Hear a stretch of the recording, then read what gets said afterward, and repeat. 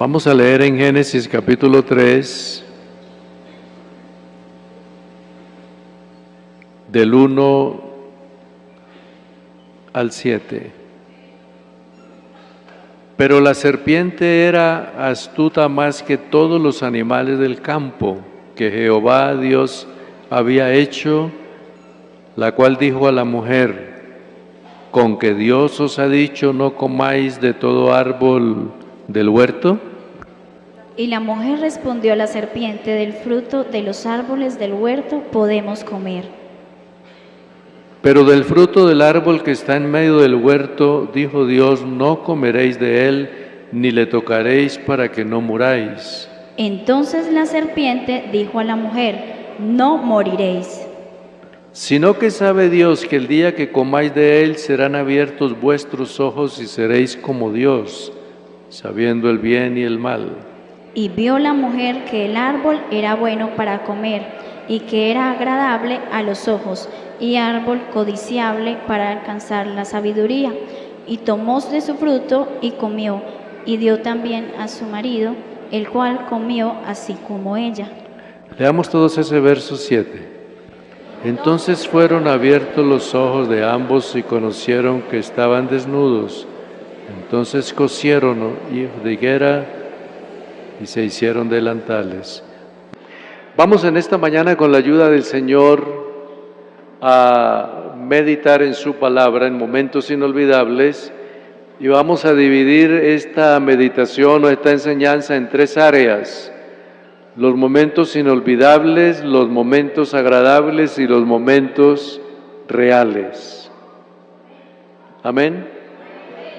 Nosotros tenemos que, yo estaba observando al hermano que estaba dirigiendo ahora, y él hablaba acerca de esas almas, de los ataques del enemigo, de tantas cosas, y se me fue mi mente a esos lugares donde hay tanto poder satánico, como es África, Haití y aún aquí en Colombia parte del Chocó, donde la brujería, la hechicería, todas esas cosas hacen que la situación sea difícil.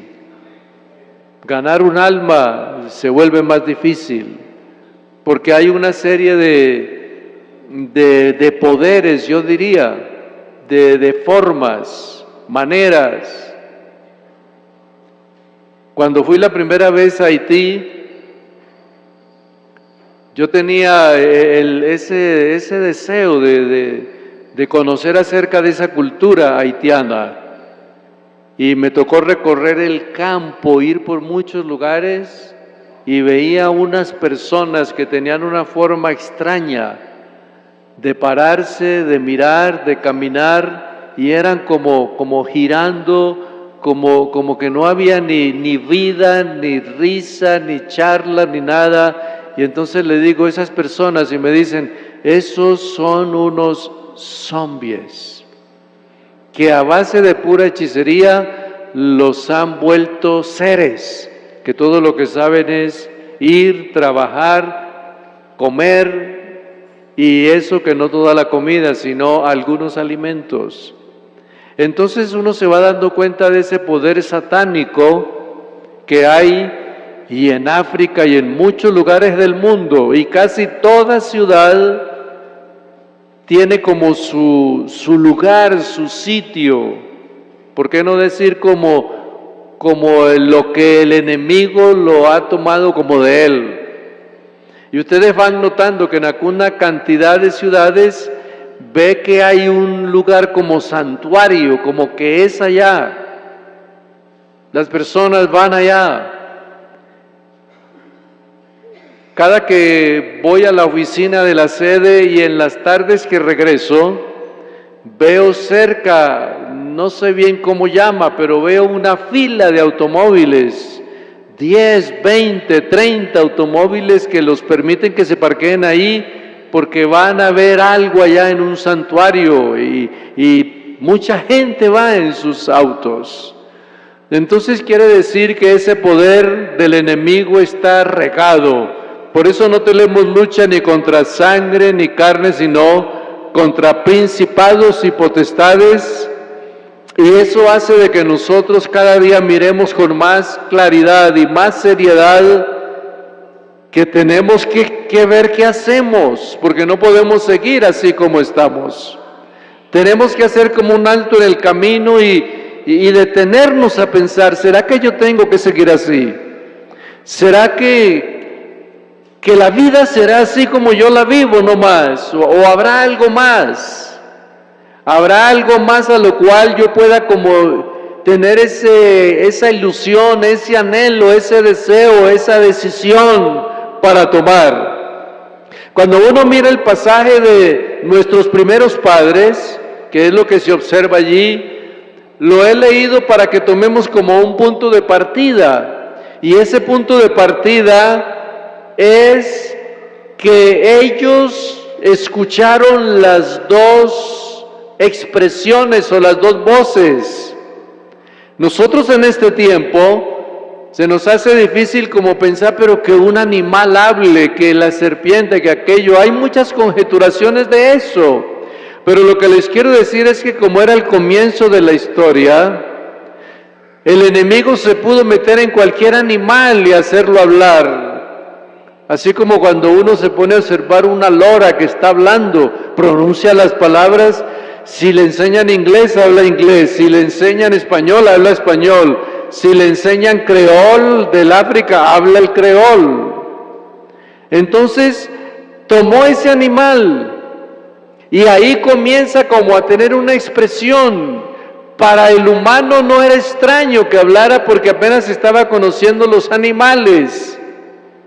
Pero para nosotros ahora sí es extraño que pronto un perro esté hablando, o un gato esté hablando, o algo esté hablando, a nosotros nos impresionaría, pero ya no es así.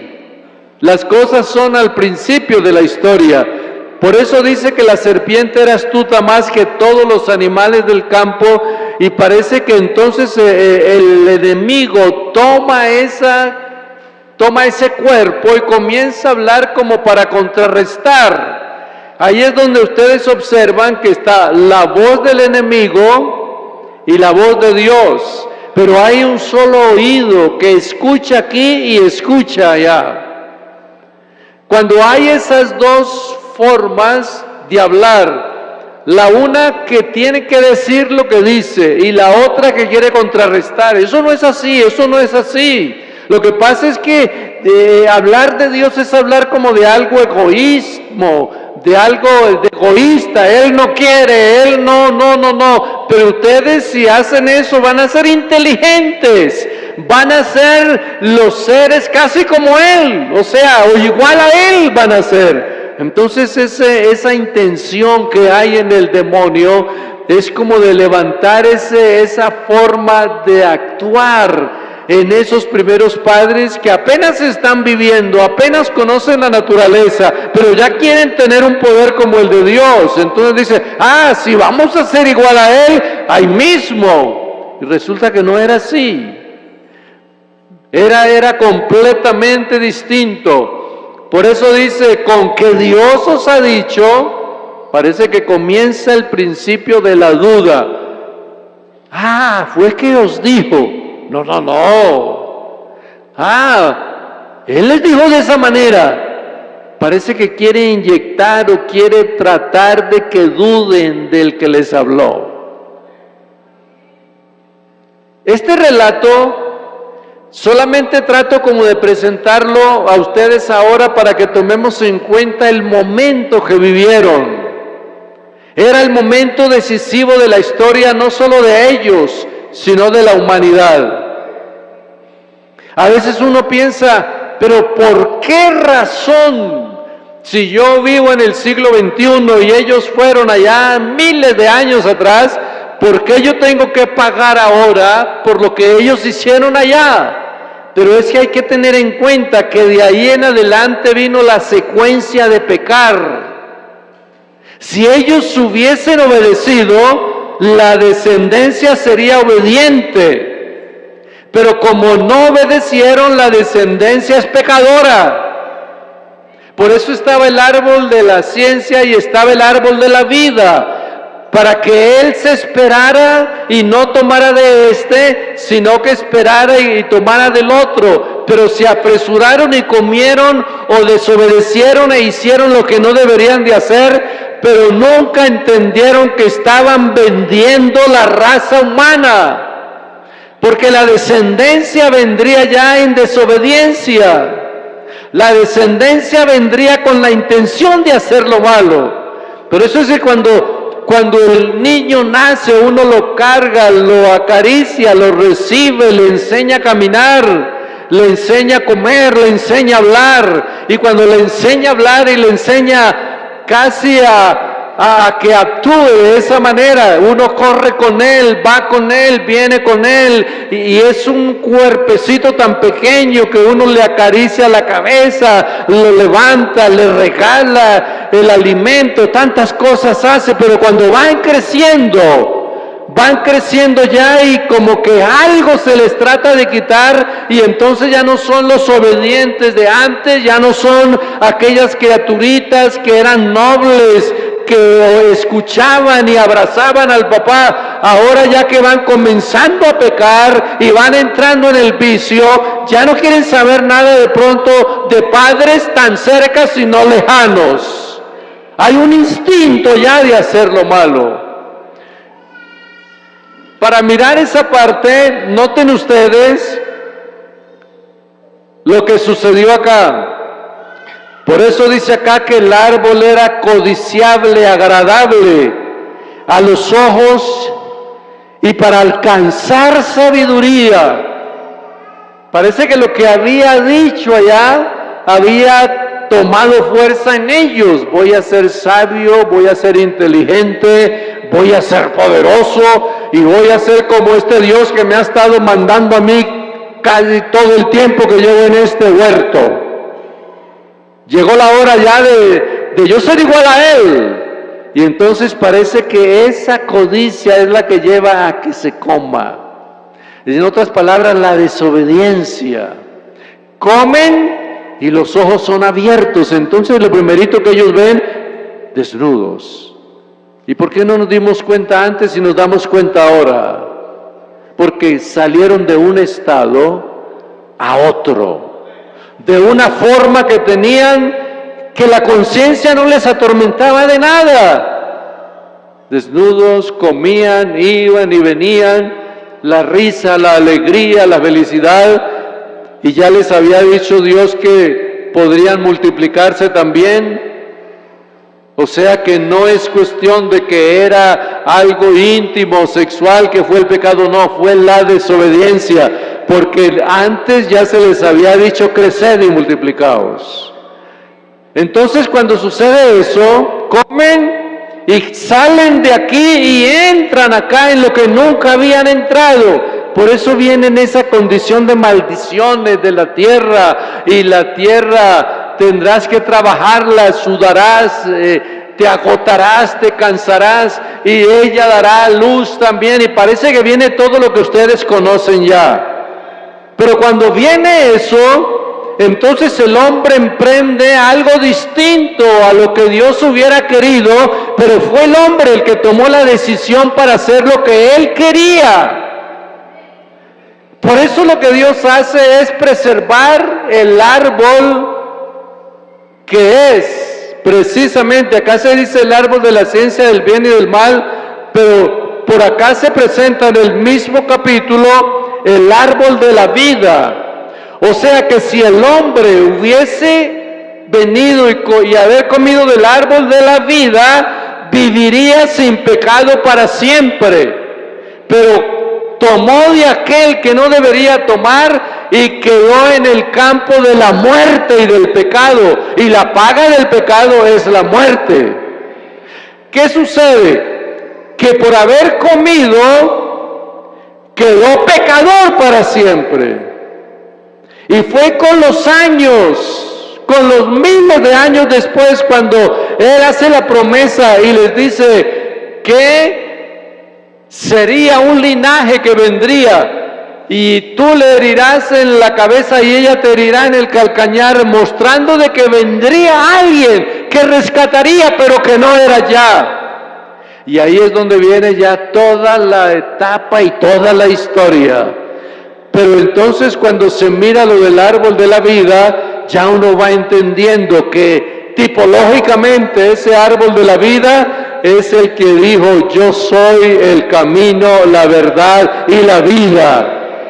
Una manifestación mesiánica ya llega. Mis hermanos, ese es un recuerdo. Si ustedes leen, yo estaba leyendo aquí y a mí me llamó la atención. Dice el capítulo 4, el verso 26.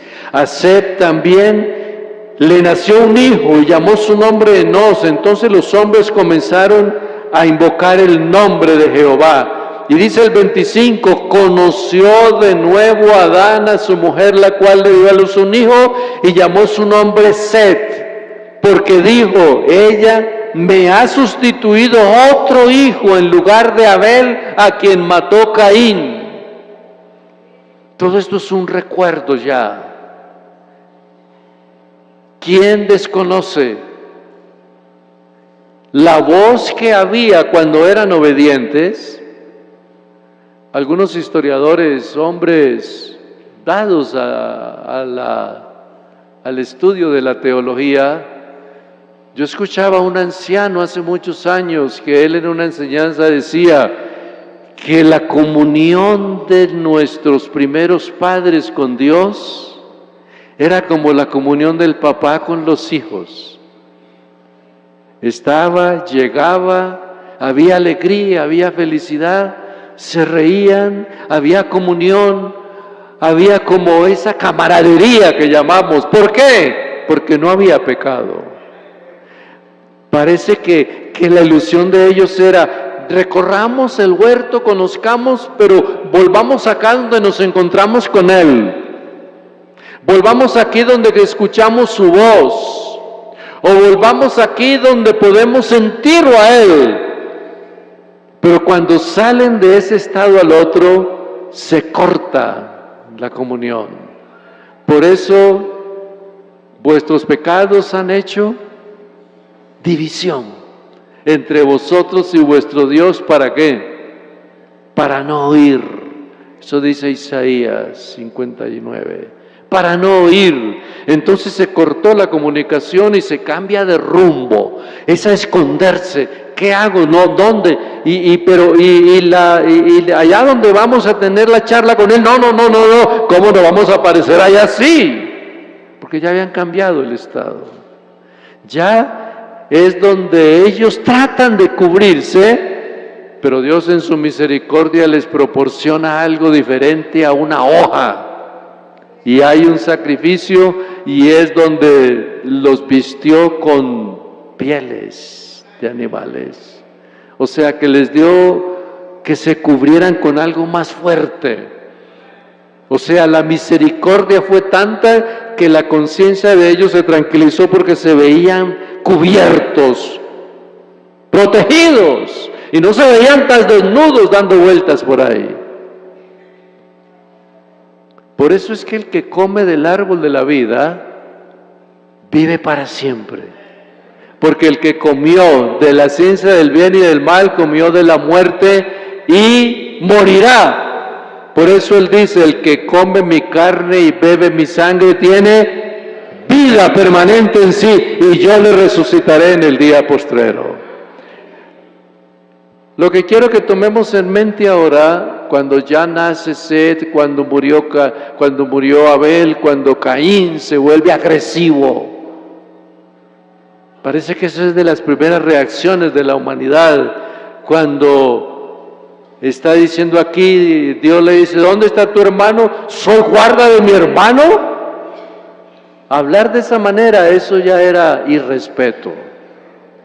Sigue diciendo acá, y él le dice: ¿qué has hecho? La sangre de tu hermano clama a mí desde la tierra. Ahora maldito será la tierra porque abrió su boca para recibir la sangre de tu hermano. Cuando la abre la tierra, y comienza una serie de situaciones allá, y Caín dice: grande es mi castigo para ser soportado. En algunas traducciones se dice para ser sostenido, para ser llevado, para tener que tolerarlo. Parece que se sintió tan mal que parece que quiso decir, lo mejor es yo morir ya y listo. Pero Dios le respetó la vida. El interrogante entonces ahora es, ¿ustedes creen que los primeros padres olvidaron ese momento? Casi lo recordaban todos los días. ¿Te acuerdas cuando hablábamos con él? ¿Te acuerdas cuando hacíamos esa oración y sentíamos ese ambiente de alegría? ¿Te acuerdas cuando esperábamos ansiosos? Ahora tenemos que escondernos. Antes había confianza, ahora hay miedo. Entonces, todo eso pasó a ser historia. Yo me lo imagino, ustedes también, cuando salen del huerto a enfrentarse a un mundo desconocido. Ellos tenían un cuerpo que soportaba todos los climas, pero ahora entran a una etapa que ya no lo soportan y tienen que cubrirse, abrigarse. Ellos estaban en un ambiente como de prosperidad, de alegría, de felicidad, y entran en un ambiente de dolor, comenzando desde la tierra que están pisando, y el cuerpo que tiene que elaborar y trabajar, y el embarazo que tiene esas dificultades, y el nacimiento que tiene. Entonces, a enfrentarse a lo que nunca se habían enfrentado. Y entran en una etapa que nunca la habían vivido. Comenzar algo que nunca se habían imaginado que lo hicieran. Porque es que la desobediencia del hombre llevó a su propio castigo.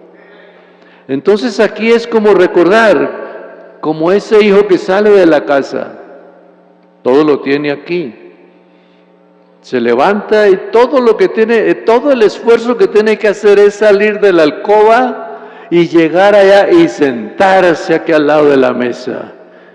Y a veces es la pregunta, hijito, ¿qué quieres desayunar? Se piensa, huevos, carne, café, en fin, y le sirven todo eso.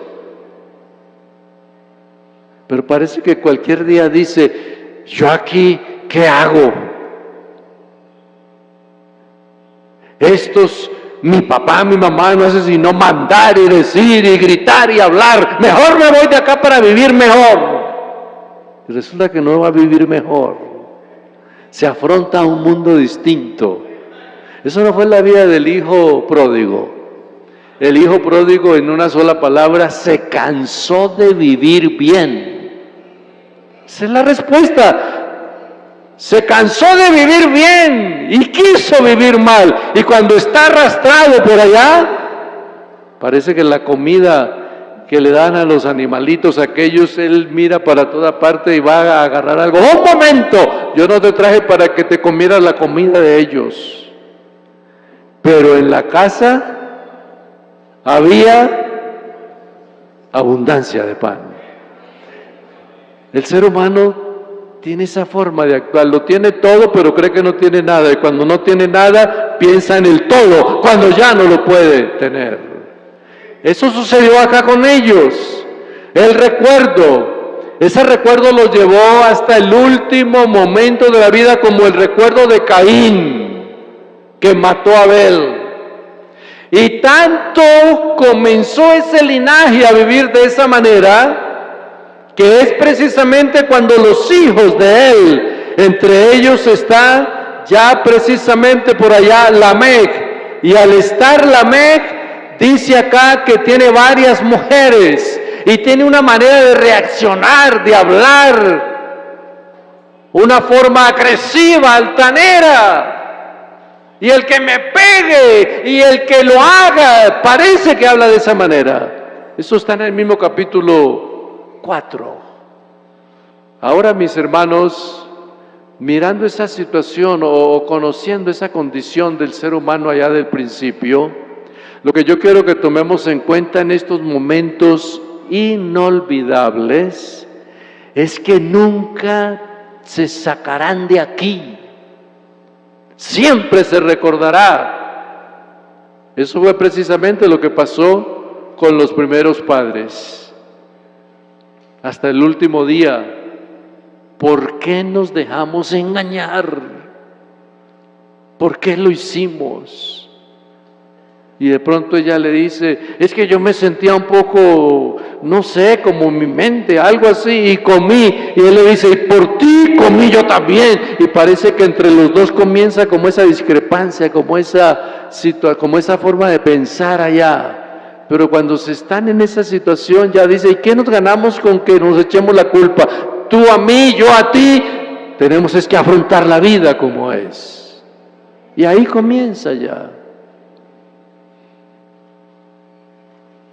¿Qué sucede después?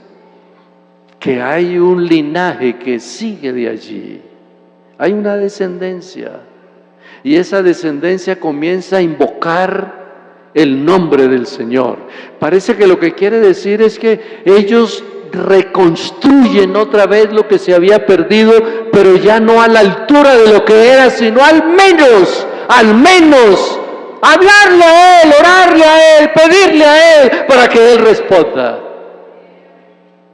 Puede ser que le respondió con voz o le respondió a manera de conciencia, pero ya los hombres comenzaron a invocar el nombre del Señor.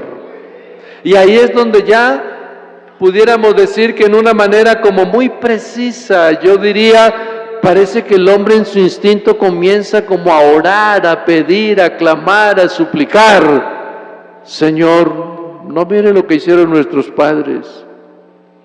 No mires lo que pasó, pero míranos ahora que tenemos que enfrentarnos a la realidad, pero solo tú puedes ayudarnos a hacerlo. Y ahí comienza ese linaje. Más adelante aparece ya Enot, que fue traspuesto porque Dios se lo llevó. Y de ahí sigue el linaje y usted va a encontrar a Taré y va a encontrar a Abraham. Entonces ya podríamos pensar en esos momentos como agradables o inolvidables, lograr tratar de entender precisamente lo que se presenta en Génesis del 4 en adelante, la historia, todo aquello.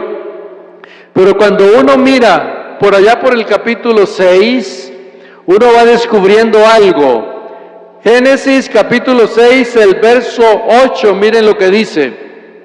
Después de todo lo que venía, pero Noé halló gracia ante los ojos de Jehová.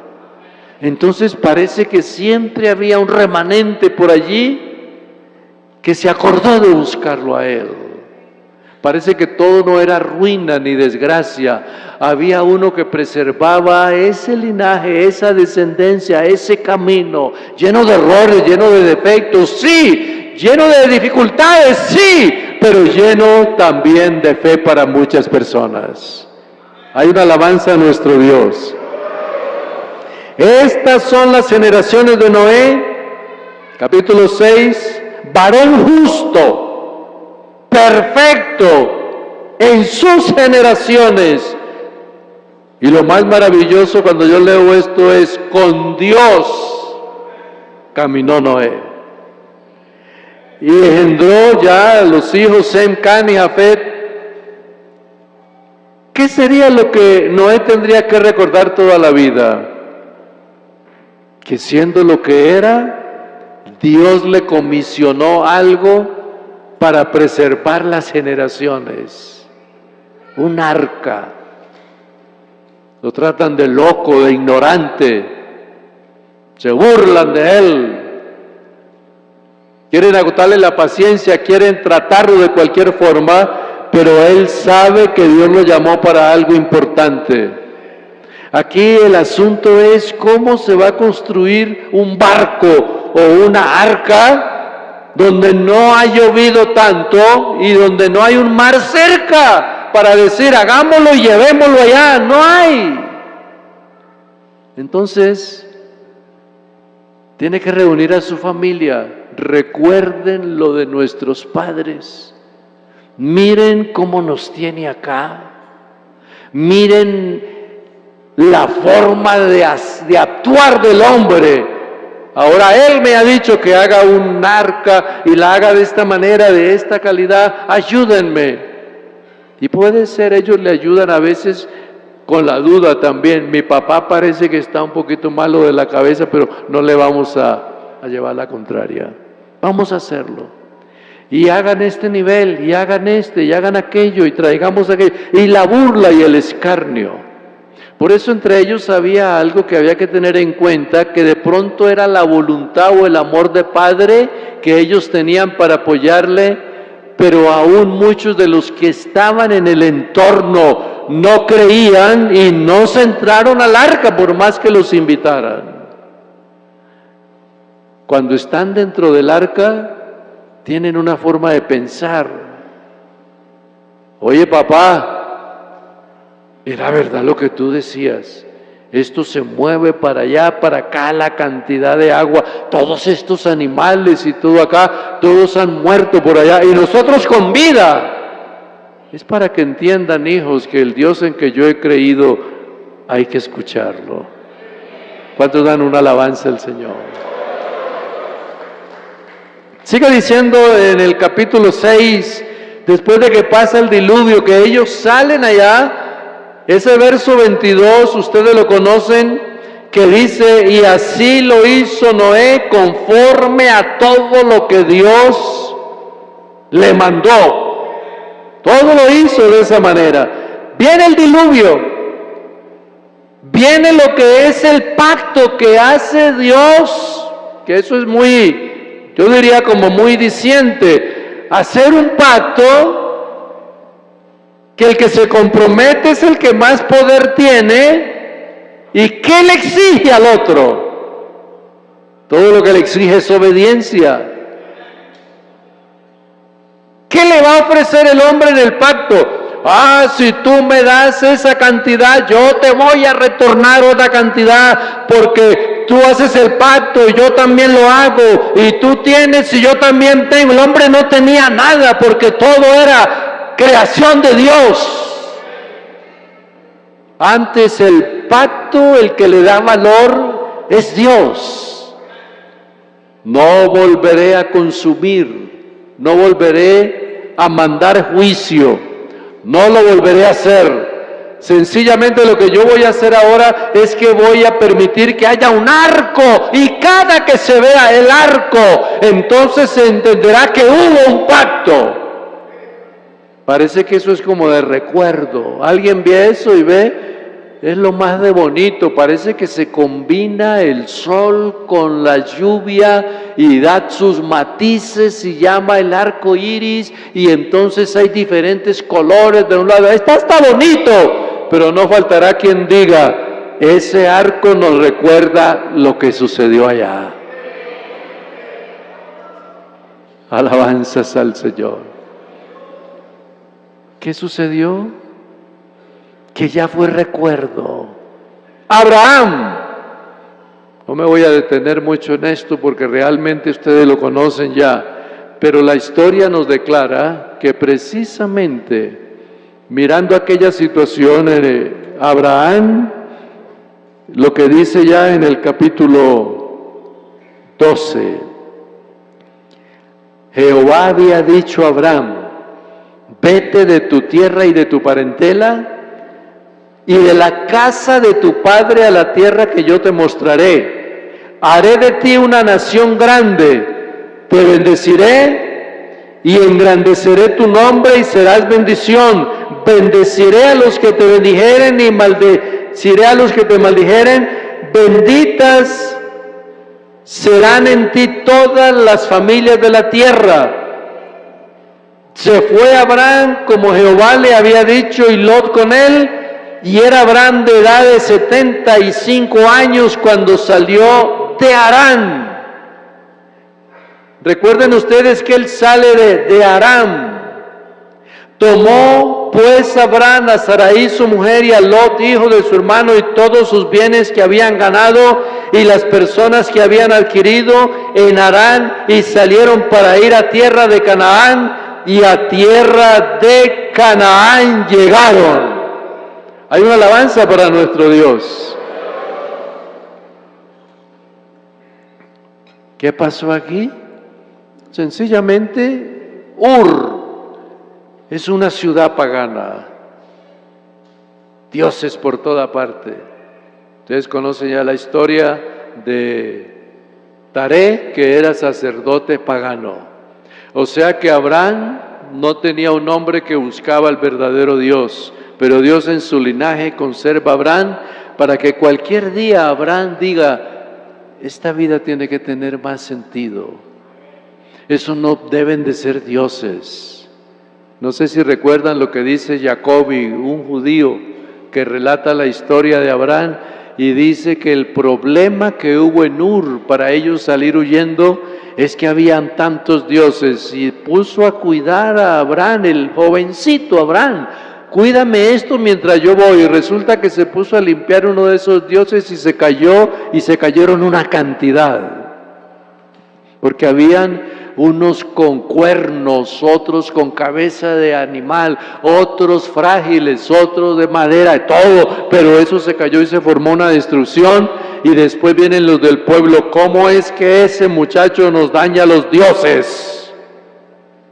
Y viene el disgusto allí entre Taré y Abraham. ¿Por qué lo hiciste, papá? Yo siempre he creído, papá, que Dios es muy poderoso, y si esos eran los dioses, ¿por qué no se limpian ellos mismos ese polvo? ¿Por qué esas telarañas ellos mismos no se limpian? ¿Por qué cuando uno les habla, por qué no responden? Papá, ¿no será que usted está equivocado? No, Señor, yo soy el que me gano la vida con esos dioses. De ahí es donde el pueblo los echa de allá. Y relata la historia que yendo ya para allá, para Harán, es donde se descubre que un día Abraham dice, tiene que haber un Dios que no sea de esta calidad. Tiene que haber un Dios distinto. Tiene que haber uno que escuche. Tiene que haber uno que responda. Cualquier día, en el momento menos pensado, parece que algo lo sacude. Dice Abraham, vete de tu tierra y de tu parentela a la tierra que yo te mostraré. Y entonces parece que es donde él dice, este es el que yo he estado esperando. Que me hable, que yo sienta alegría al verlo, al sentirlo. Veo su gloria, veo su semejanza, veo que Él está por toda parte, veo que me alegra escucharlo a Él. Entonces ahí es donde ya se va entendiendo. Le había dicho, vete de tu tierra a la tierra que yo te mostraré. Y dice la palabra del Señor acá, que salieron para ir a tierra de Canaán, pero en medio de eso está la estadía en Harán. Salen de Ur, se instalan en Harán. En Harán muere el papá, y el papá tenía la ilusión de ir a Canaán por intuición. Pero ahí es donde Abraham de pronto dice, ¿nos quedamos aquí o nos vamos? Ya los dioses que habían ya no están. Mi papá ya no está, ¿y ahora qué hago yo? Hasta que escucha la voz, vete de tu tierra y de tu parentela a la tierra que yo te mostraré. Y salieron para ir a Canaán, y a tierra de Canaán llegaron. Y es en cada jornada que llegaban, Abraham levantaba un altar. Salían de aquí 2 o 4 días o una semana, acampemos aquí. Y lo primerito era un altar. Y seguía de acá y otros allá, y al fin, ¿cuándo? ¿Dónde? ¿Cómo? No, sigamos caminando, porque Él me ha dicho que hay un lugar. Y por eso Abraham salió sin saber a dónde iba, pero se sostenía como viendo al invisible. Hay un aplauso para nuestro Dios. Oh, alabanzas al Señor. Estaba pensando precisamente, lo de Abraham ya es recuerdo. Ya. Oye, qué historia tan bonita. Llamó a Abraham, lo bendijo. Ay, por allá le dijo que le ofreciera a su hijo. Y Abraham no negó, dijo, fue allá, y ahí mismo cuando lo ibas a escribir, un momento, no lo hagas. Entonces ahí hay algo interesante. Un hombre decidido a lo que fuera, porque Dios le había inyectado esa decisión. Camina delante de mí y sé perfecto. Eso es lo que le dice él. Si caminas delante de mí, no te preocupes. Si estás conmigo, Abraham, nada te va a faltar. Antes vas a hacer bendición donde llegues. Y por eso es que llega a un lugar y hasta el pueblo progresa. El ganado, todo se multiplica. Y parece que en aquella historia que ustedes conocen, que tenía tanto miedo allá, llegó sin nada allá y en corto tiempo, qué cantidad de ganado, y parece que le iban a quitar la señora, pero hay alguien que dice, cuidado te metes con ella porque eres hombre muerto. Y parece que Siquén, este rey allá, él le llama y le dice, ¿por qué nos mentiste? Nos hubiéramos ganado un problema con este Dios poderoso, vete de aquí. Pero sale con una cantidad porque todo, donde él llegaba había bendición, donde Abraham llegaba era la promesa, engrandeceré tu nombre y serás bendición. Entonces, mis hermanos, todo eso, ¿qué es ahora? Historia, recuerdo. Yo quiero invitarle a que mire que los momentos inolvidables los tenemos todos. Cuando yo fui al ejército, me hicieron llenar un cuestionario cuando me raparon la cabeza y me pusieron una ropa y todo allá. ¿Se imaginan al hermano Reinel con la cabeza rapada? Y estaba yo allá y había un formulario y ahí decía el nacimiento y todo, y después dice, ¿cuál es el momento más agradable de su vida? ¿Saben qué puse? El momento más agradable de mi vida no solo fue uno, fueron dos. Ser bautizado en el nombre de Jesús y ser lleno del Espíritu Santo. Era lo más agradable para mí. Ahí no había plata, trabajo, nada de eso, no. Haberlo conocido a Él y tenerlo en el alma.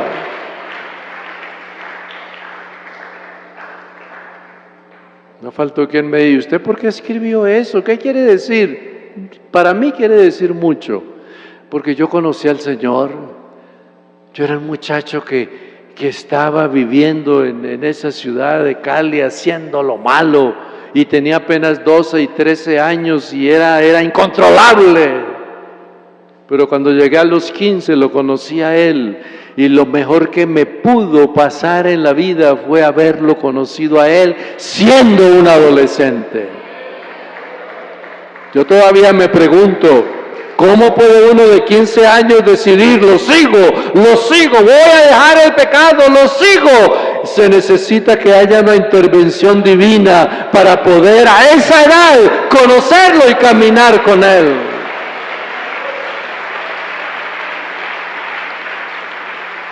Oh, alabanzas al Señor.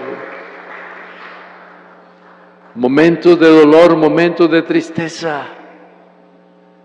Sacrifícame tu hijo.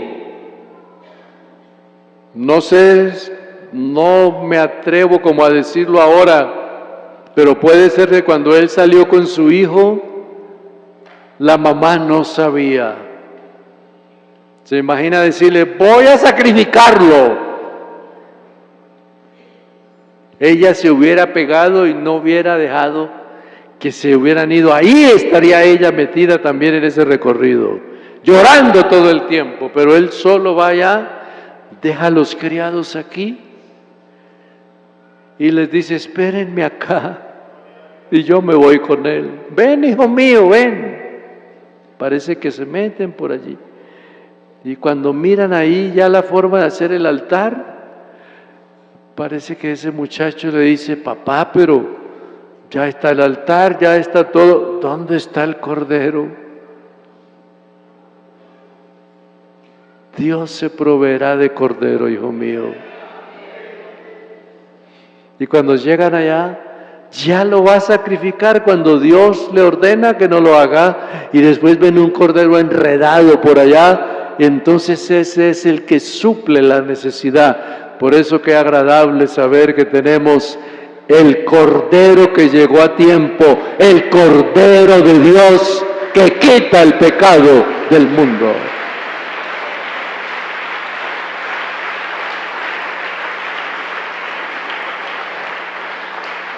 Permítame que lleguemos a un punto importante acá, momentos inolvidables. Elías.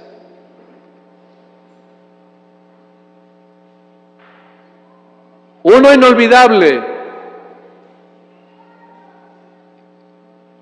Está lleno de una cantidad de gente por allá, por allá, por allá, por allá. Y está este hombre aquí, y lo primero que él dice, restauremos el altar. 2 enormes piedras restauran el altar. Traigan el sacrificio, lo ponen el animal hecho pedazos allá, échenle agua, y después levanta la cabeza, oh Señor, muéstrales que tú eres el Dios Todopoderoso, y en ese momento desciende fuego y consume el holocausto. ¿Quién olvida ese momento tan agradable? No lo olvida nadie. Hay momentos en la vida que nunca se olvidan, pero no podemos vivir del momento. Tenemos que avanzar algo más. Entonces eso sí, de pronto tendríamos que sacar un buen tiempo para estudiarlo, porque el que ve tanto poder aquí, después sale corriendo y se esconde por allá en una cueva. ¿Qué haces aquí, Elías? Señor, he sentido un vivo celo porque solo quedo yo.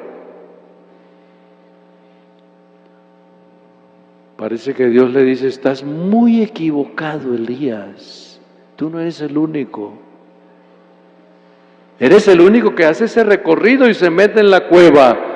Pero tengo 7,000 que creen como tú crees y hacen lo que yo quiero. Entonces no estás solo. Más bien sal de ahí, porque el largo camino te resta. Entonces ahí está esos momentos inolvidables, cuando Elías está caminando con Eliseo y sabe que va a desaparecer o se va a morir o qué le irá a pasar. Pero me lo imagino yo pensando, cuando yo estaba en la cueva, cuando estaba metido allá, cuando me llamó, cuando me habló, cuando me acerqué y vi ese fuego que pasaba, vi ese viento que pasaba, vi ese silbido apacible y delicado que llegó. Entonces, estando en ese pensamiento, viene un gran carruaje y se lo lleva. Por eso, mis hermanos, cuando yo estaba orando al Señor y pensando en esto, yo decía, Señor, ¿hasta qué punto nosotros podemos tener cosas para recordar? Aquí pasaríamos un buen tiempo. Vamos en Elías,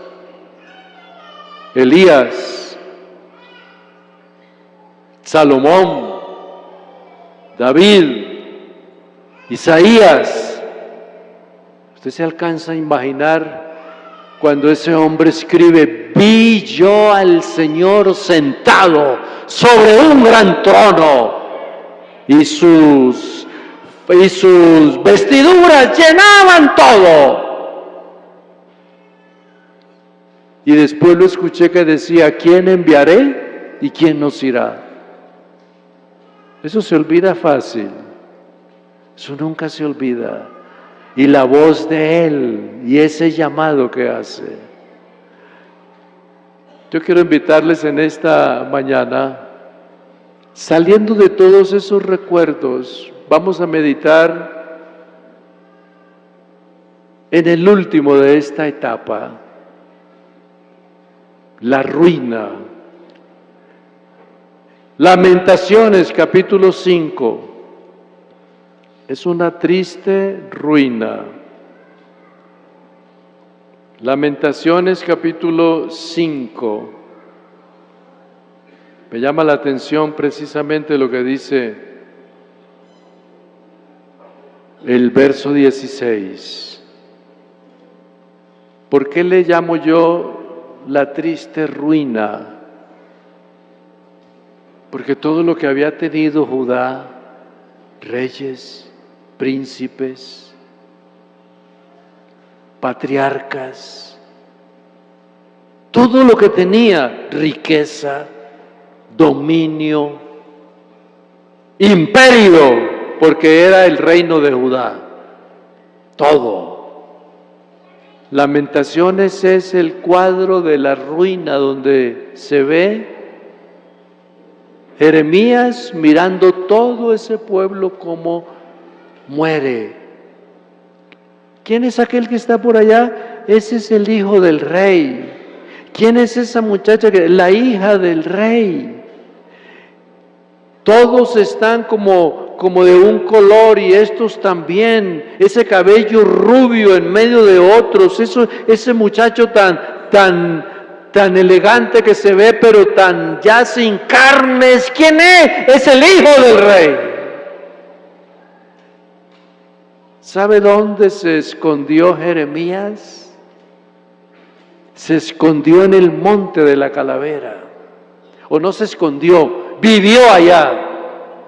Y allá miraba todo lo que pasaba. Quiere decir que Lamentaciones fue escrito con lágrimas y viendo todo lo que sucedía. ¿Por qué se ha ennegrecido? ¿Por qué ha perdido valor el oro? Porque todo lo que él veía, no puede ser que la monarquía esté tirada, no puede ser que estén muriendo, no puede ser, pero sí era. Esa es la triste ruina de una condición. El único que escribe de esa manera es Jeremías. Yo les quiero invitar a que pensemos en ese relato y lleguemos a una conclusión.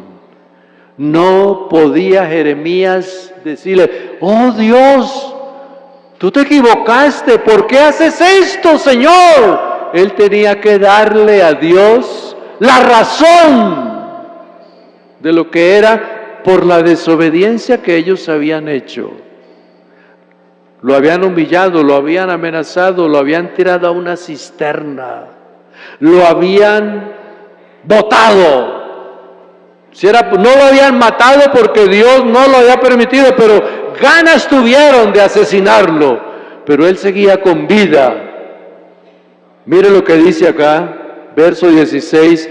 La corona ha caído de nuestra cabeza. ¡Ay ahora de nosotros, porque hemos pecado! Por eso tenemos entristecido el corazón y nos ha entenebrecido nuestros ojos por el monte de Sión que está asolado y las zorras andan por él. Mas tú, Jehová, en medio de la ruina renace una esperanza.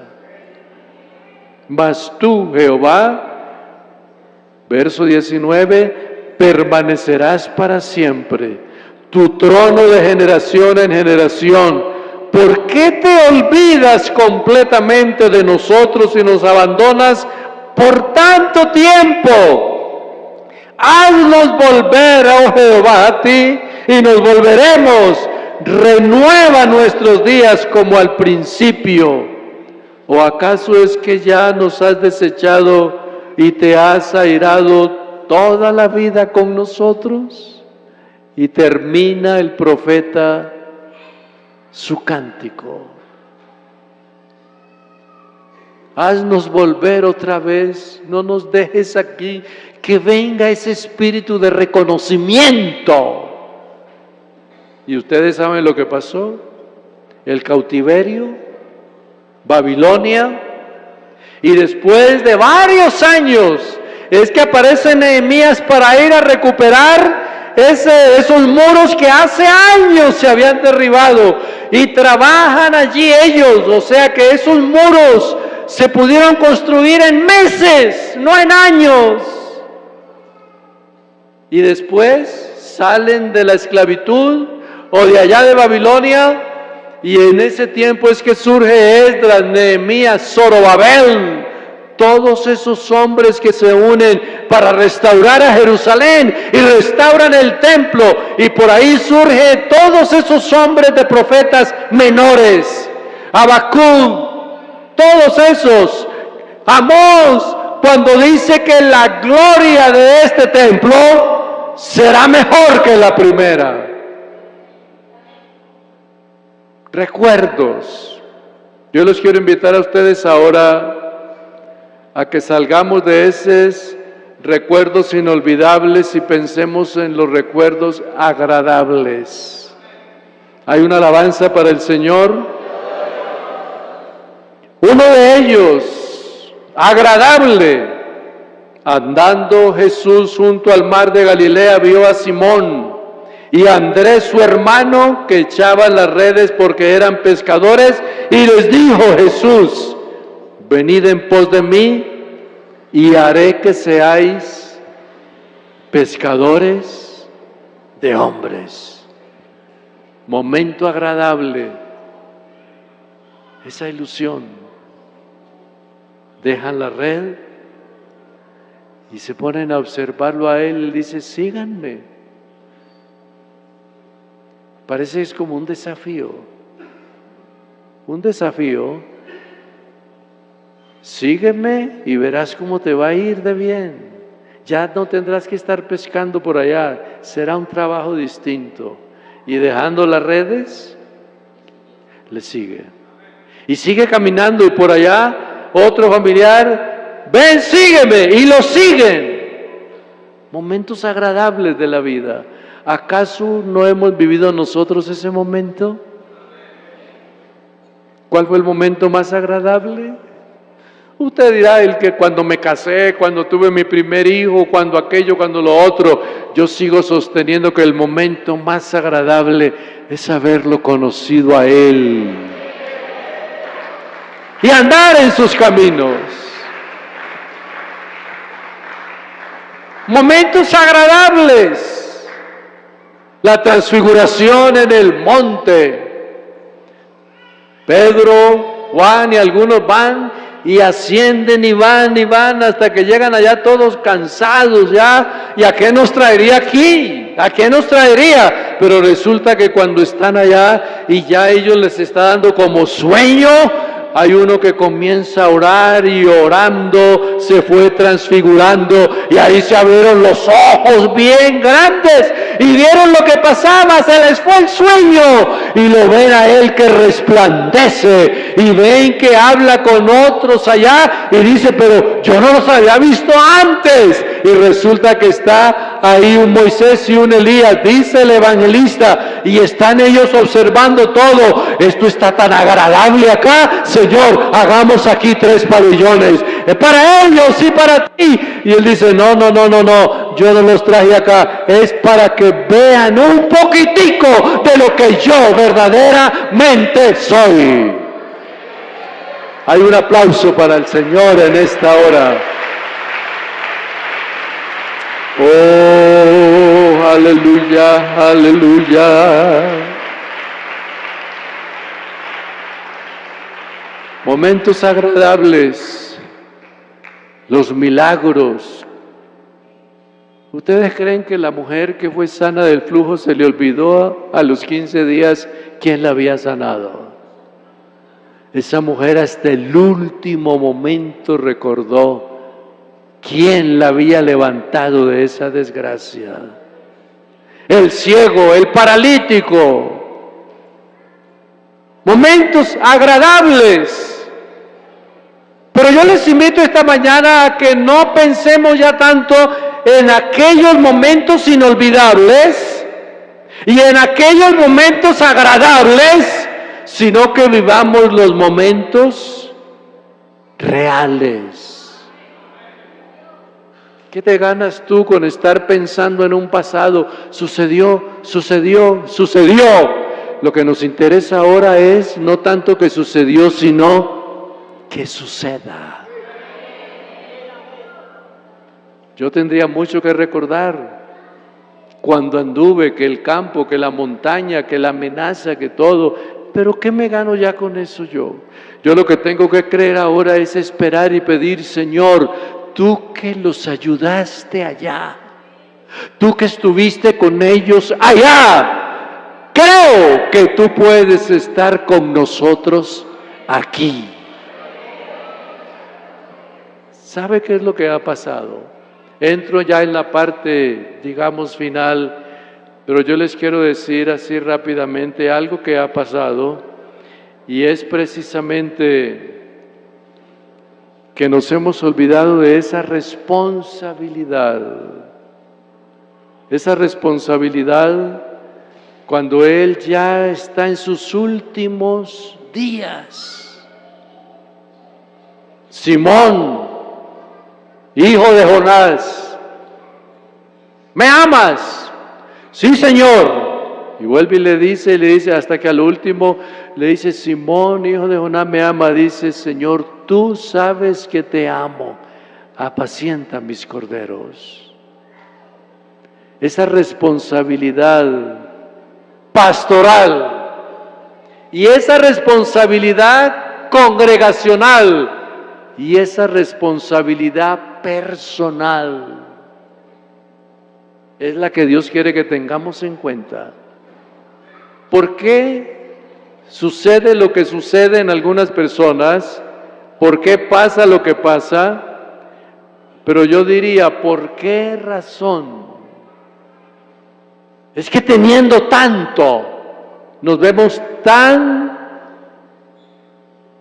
solitarios o tan inseguros,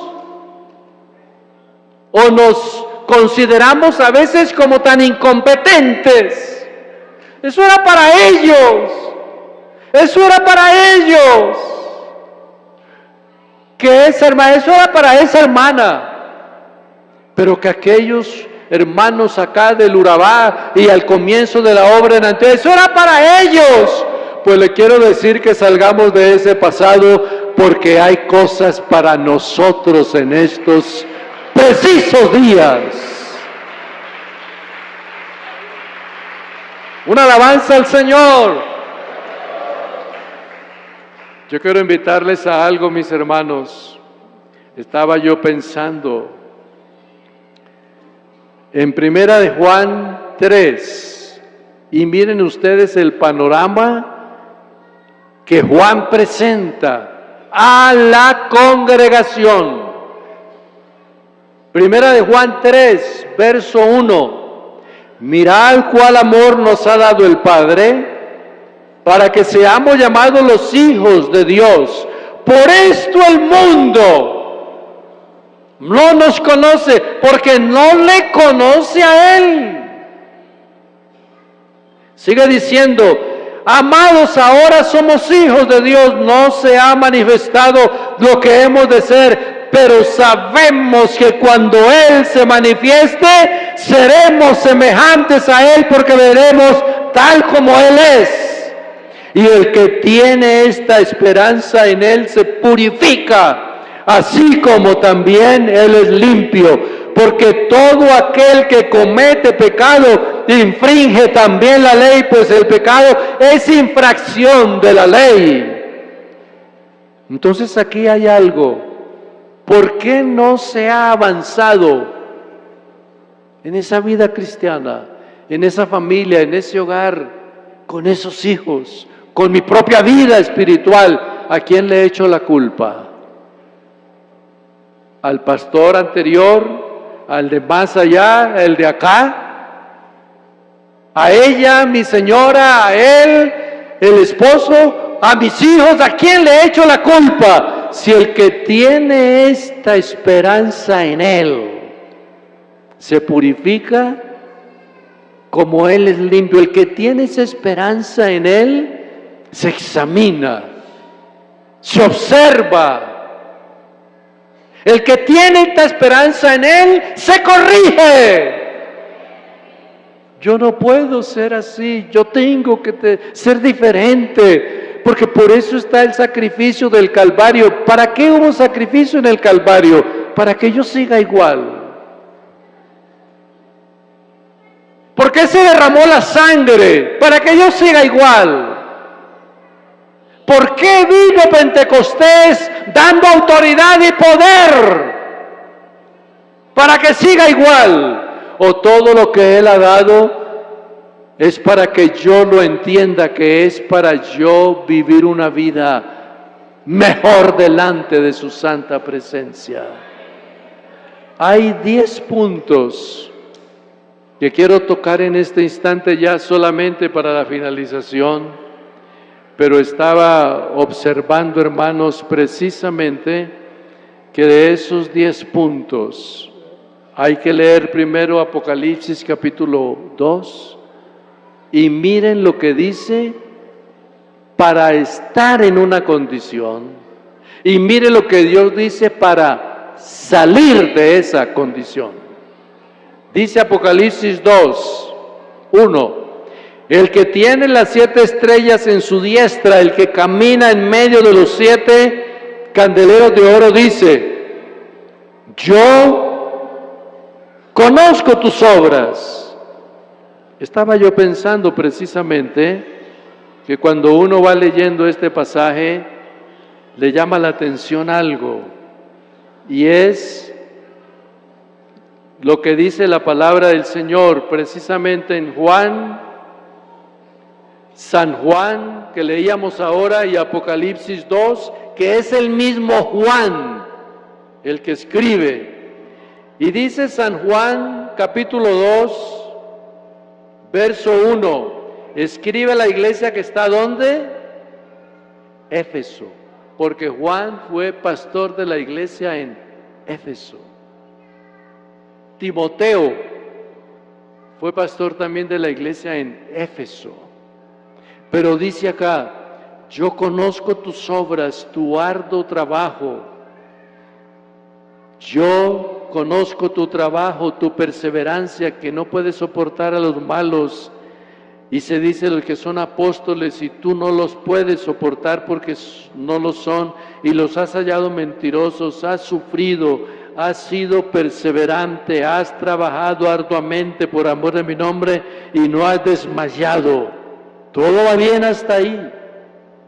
No has desmayado. Has tenido paciencia. Has fundamentado tu fe, porque estos efesios aquí son los de Hechos capítulo 16 y capítulo 17, cuando Pablo lleva el mensaje, que casi lo matan por aquello de grandes Diana de los efesios.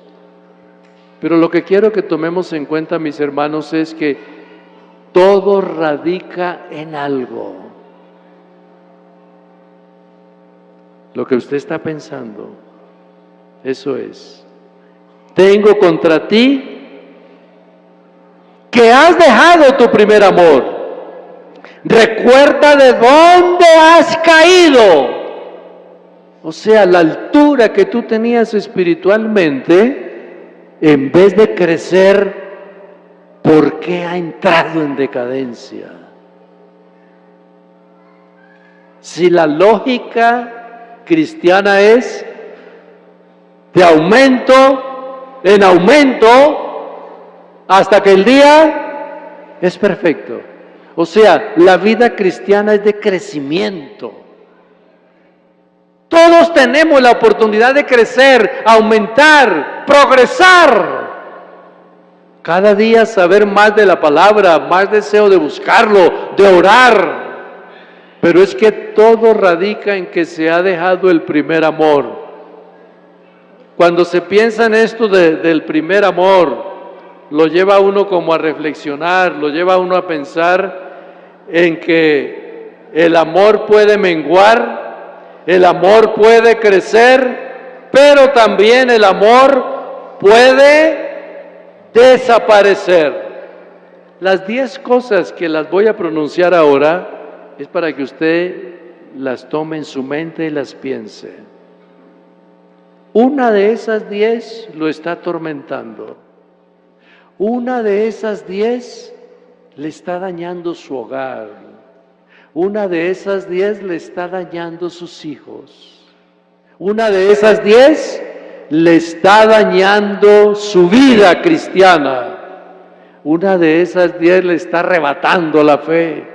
Y usted no puede vivir de recuerdo. Usted tiene que vivir de la realidad. Si usted recuerda hace muchos años que vivía en una finca, que había toda clase de comida,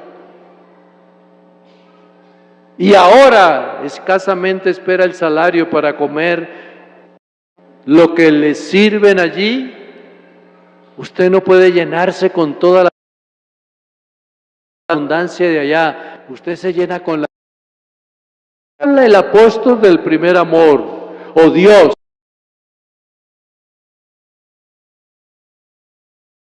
Has dejado tu primer, pero es uno solo, porque no hemos creído en varios, hemos creído en uno solo. O lo amamos cada día más, o vamos rebajando. En este instante Dios quiere es que nosotros avancemos. Da un aplauso al Señor, hermano.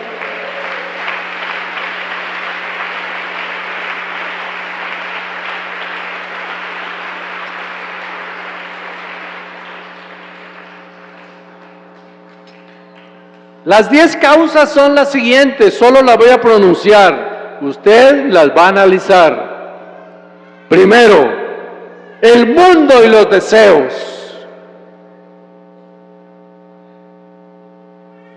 Ahí se valora el primer amor. ¿Hago como las demás mujeres hacen o hago como Dios quiere que yo haga?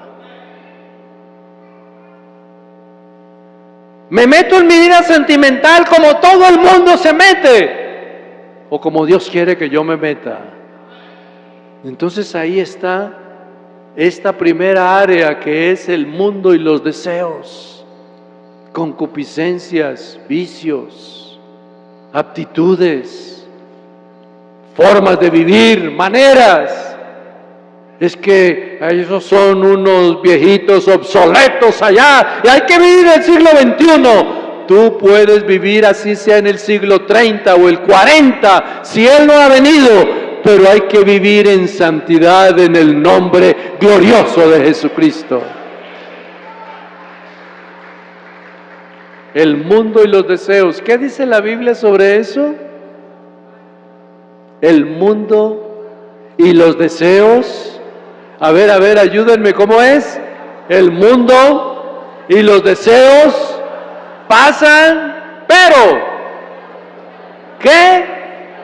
El que hace la voluntad de Dios, ¿qué? Permanece para siempre. Esa jovencita, ese jovencito, ¿usted cree que los jóvenes que son consagrados al Señor no tienen ataques? ¿Usted cree que esa jovencita que viene y canta no le han hecho ofertas de irse, de enamorarse, de todo? Le han hecho ofertas, pero es que cuando ella está con su Señor, ella dice, por más que me venga lo que me venga y lo que el mundo me ofrezca, hay uno que me ofrece mejores cosas que las que el mundo ofrece.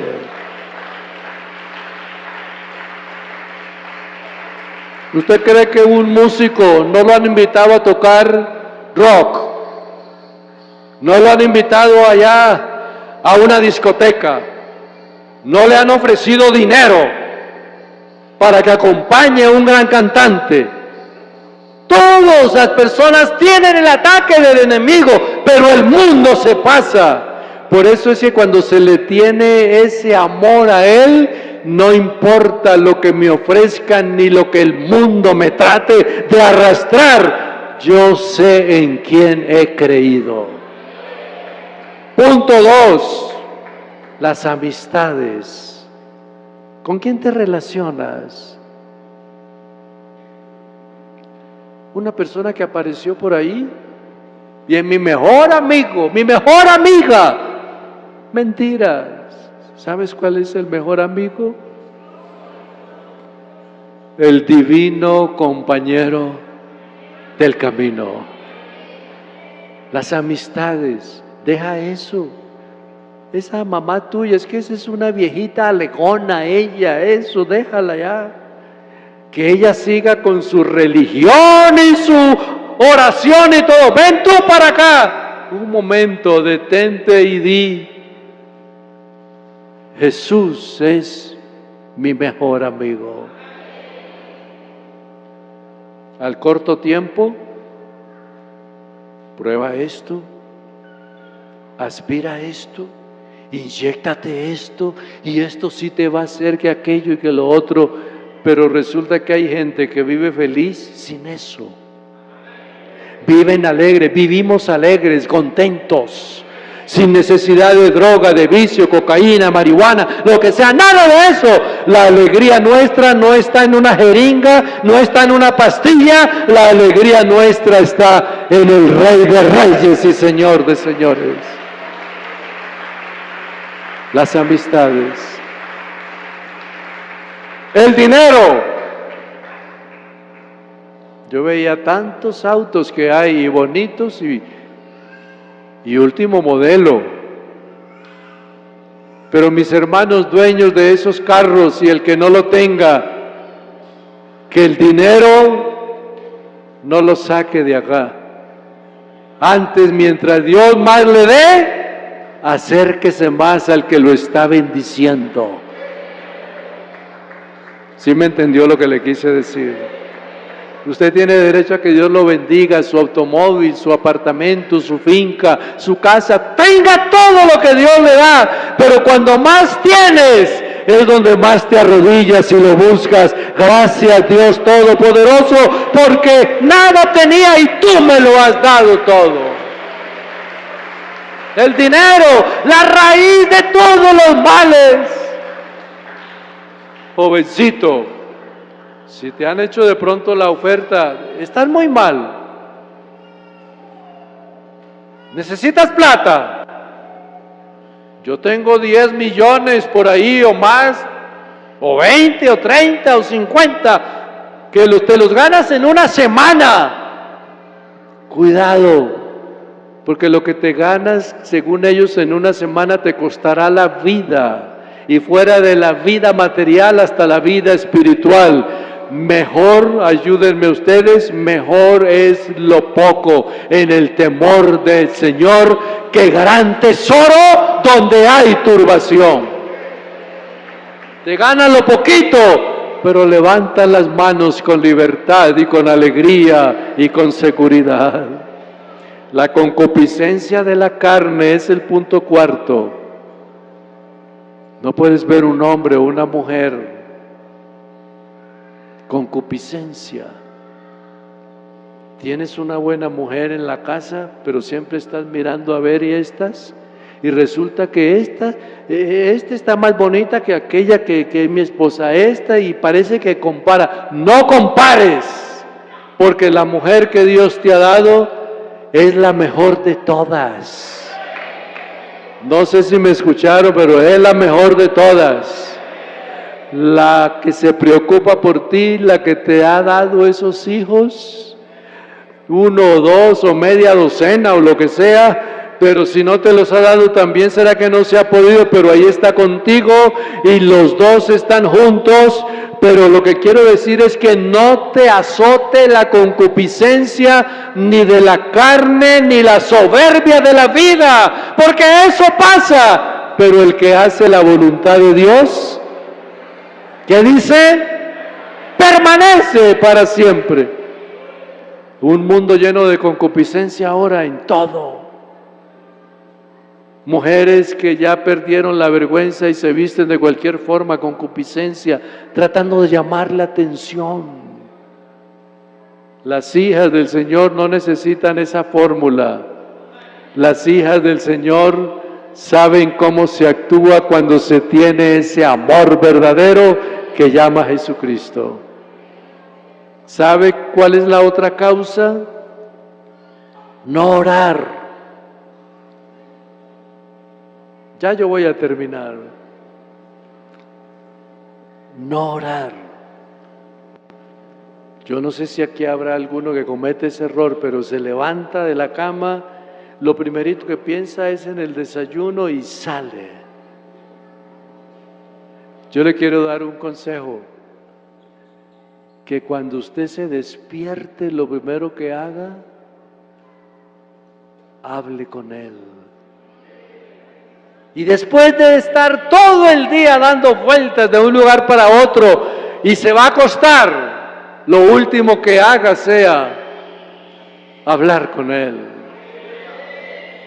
Ayuda, fortaléceme, bendice la iglesia, bendice mi familia, y saque todas esas peticiones y saque esa adoración, esa alabanza, ese reconocimiento, y dígale: Señor, a pesar de que me has dado todo, pero yo lo único que necesito eres a ti.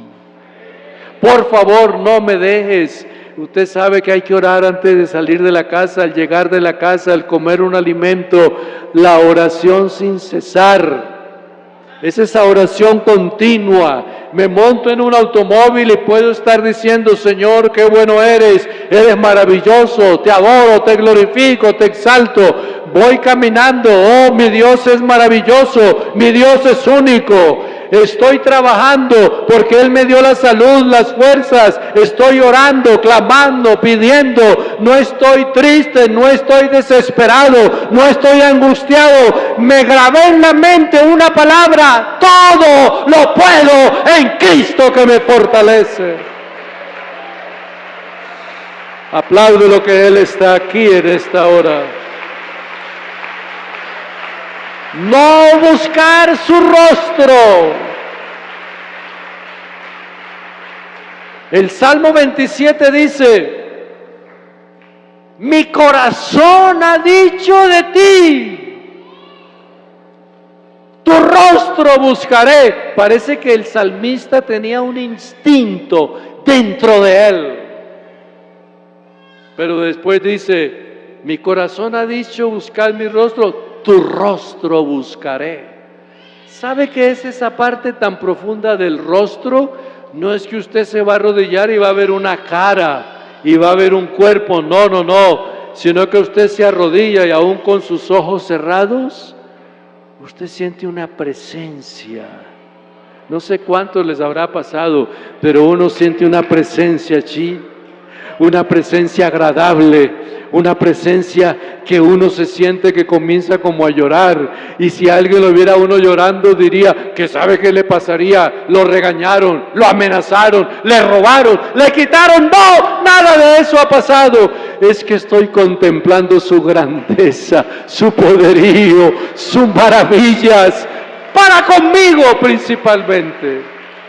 Tu rostro buscaré, oh Dios, porque tu rostro es el que me da la delicia, la paz, la tranquilidad.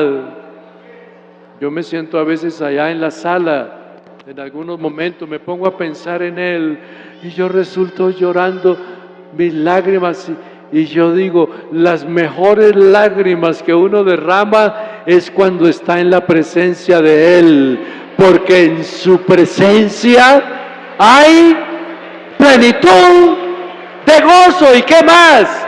Delicias a su diestra para siempre. Están en pie, por favor. El otro punto, que es el séptimo, es ser indiferente. porque se ha perdido el primer amor. Todos cantan y usted está cruzado de brazos. Eso no es con usted.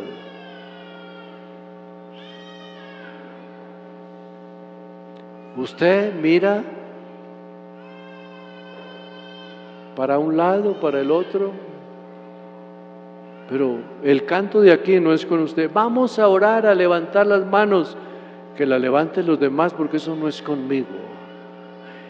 Pero ¿no le ha llamado la atención que hay una señora nueva, un señor nuevo que llegó y no sabe ni orar? ¿Y sabe qué hace él? ¿Y usted que sabe orar? No levanta ni una mano. La indiferencia para cantar, la indiferencia para clamar, la indiferencia para hablar. Usted siempre habla de carros, de plata, de casas, pero nunca habla de Dios. La indiferencia, que ese Espíritu Santo es para ellos. Yo lo recibí hace 35 años y no más. El Espíritu Santo es una experiencia que todos los días tienes que vivirla. La indiferencia. Vamos a venir temprano a orar, algo así, que vayan los demás.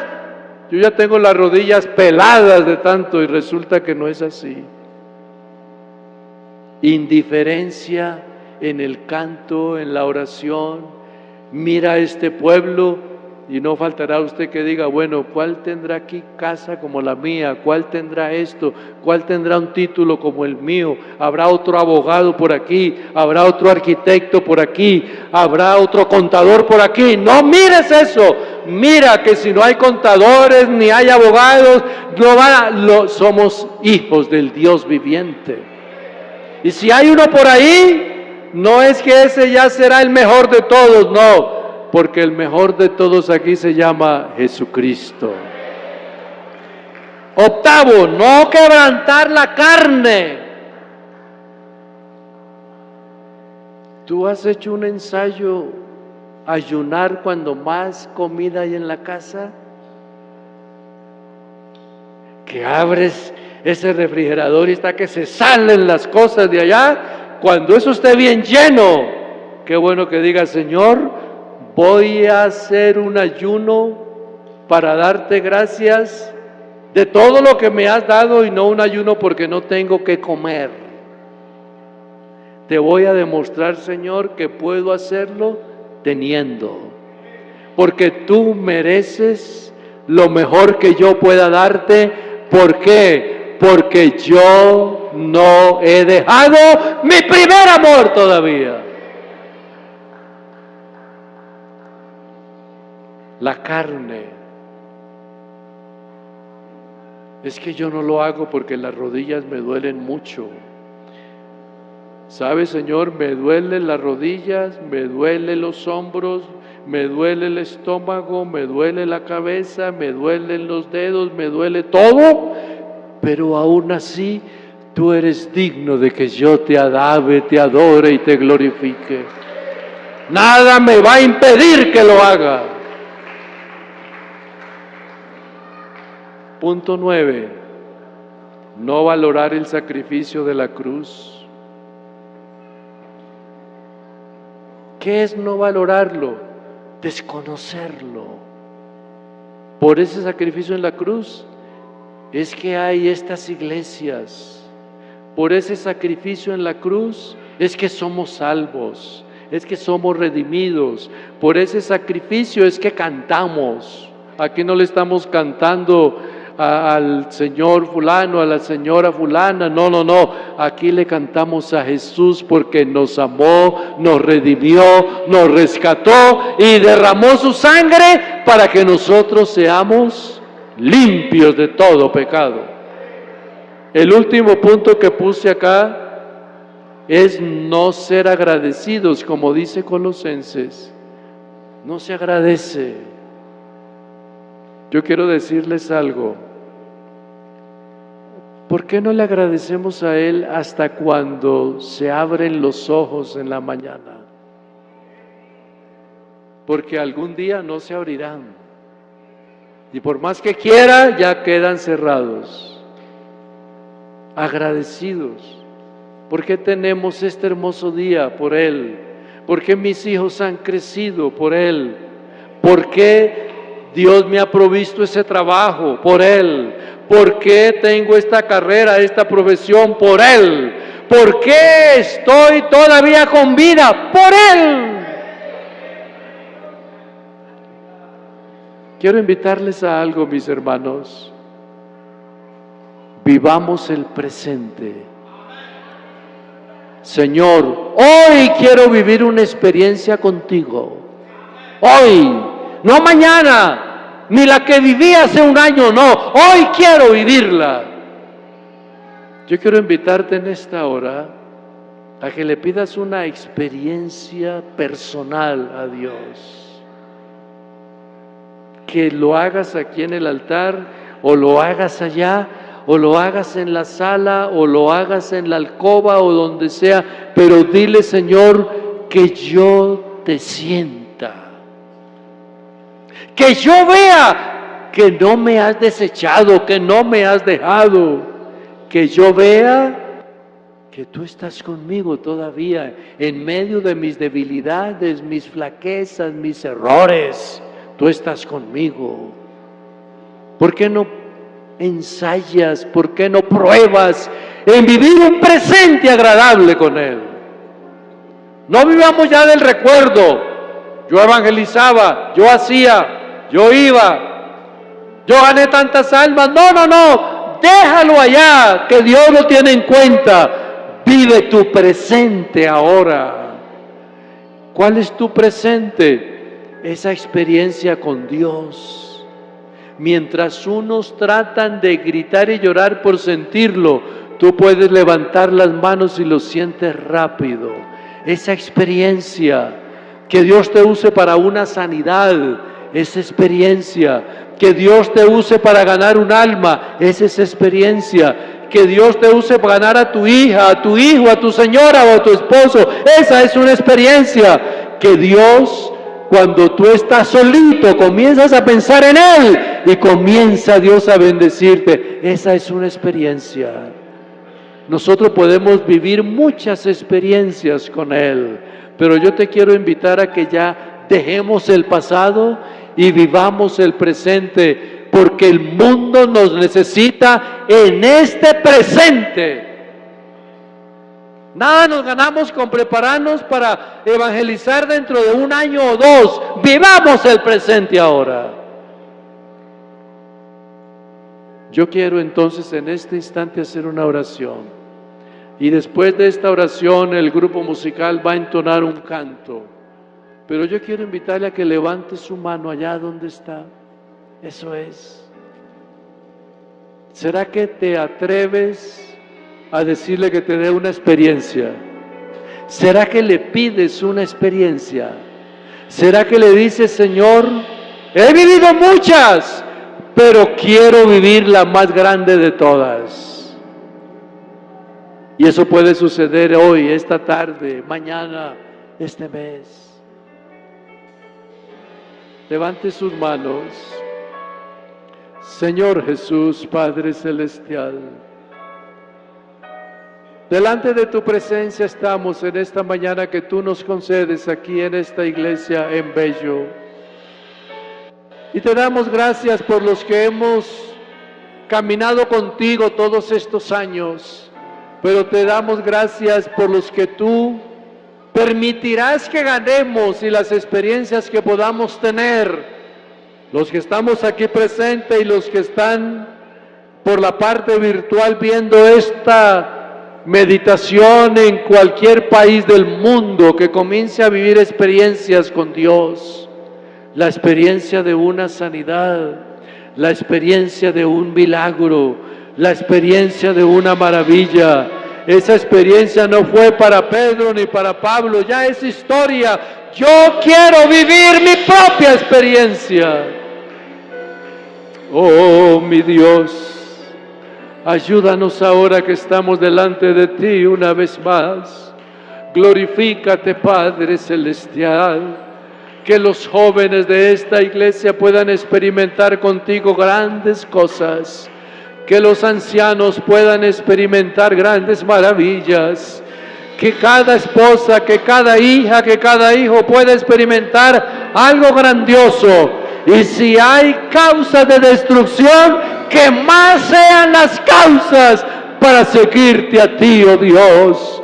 Bendito mi Señor, todo lo pedimos en tu nombre glorioso, Padre.